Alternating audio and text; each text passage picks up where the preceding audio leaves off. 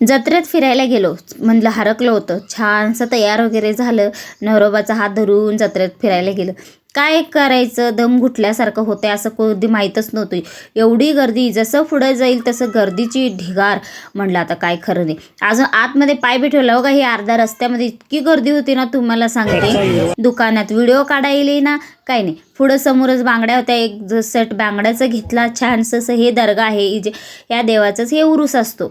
मग आम्ही उरसात फिरायला आलतो. म्हटलं बघा हे गर्दी बघा, मध्ये जसं जाईल ना तशी असं एकदम एकामेकाला धक्काबुक्की चालू, एकदम गुदमरल्यासारखं होत होतं. मला तरी श्वास बंद झाल्यासारखं होत होतं.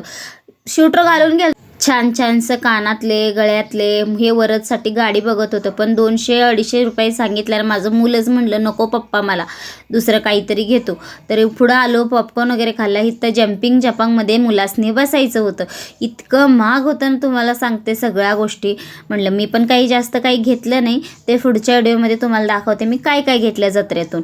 तर इथं बघा, ह्यांना तिघासनी ही जम्पिंग जपांगमध्ये इतकंच बसवलं. ह्या वर्षी पाळणा वगैरे काय नव्हतं, तरी पण इतकी गर्दी होती ना काय खरं नाही. मग इथं जम्पिंग जपांगमध्ये मुलं वगैरे खेळले. मग खेळून थोड्या वेळा थांबलो, लगेच आम्ही घरला निघून आलो. कारण की एवढी गर्दी होती, तिथे थांबायची नाही इच्छाच नव्हती. म्हटलं आता नको थांबायला, घरी जायचं आणि निवांत. आणि मला दुसऱ्या दिवशी उठून कामाला पण पहाटेच उठून जायचं होतं तिच्यासाठी. इथं मस्त मुलं पण एन्जॉय केला. त्या मुलांसाठी तर आम्ही गेलो होतो. म्हटलं त्यांची एन्जॉय झाली की झालं आपलं. मग इथं बघा एवढी गाड्या वगैरे, इतकडं खायची वगैरे गाड्या लागलेल्या. इथं गर्दी बघू शकता किती होती. आम्ही दोघी इथं एक साईडलाच थांबलो होतो, गर्दीत जायची इच्छाच नव्हती. आम्ही दोघी इथं थांबून सोडलो.